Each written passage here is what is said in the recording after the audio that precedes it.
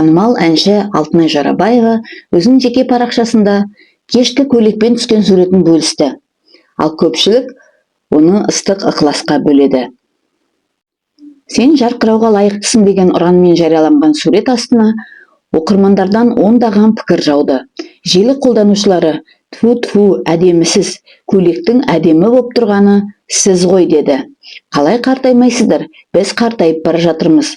Алтынай, сіз супер арықтапсыз, керемет көрініп тұрсыз, құдды бір Алтынайлардың бір әдемі сияқты.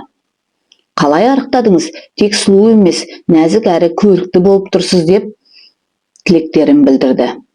Бір оқырман тіпті «Түсімде сізді көрдім, ұл бала туыпсыз, кәдімгідей шын сияқты» деп ерекше пікір қалдырған екен.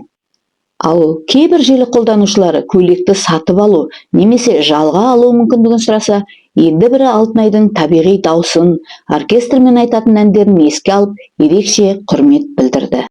Әншінің әдемі болып көрінуі бұл оның ертеңге қалдырмай бүгін қадам басқан жұмысының нәтижесі. Бұл жайлылықтан бас тартып, мақсатына адал болған жанның жетістігі. Бұл бастаймын деген сәттен бастап тер төгіп, барлық болмайды деген сылтауды жеңген ерік жігердің бейнесі деп білемін.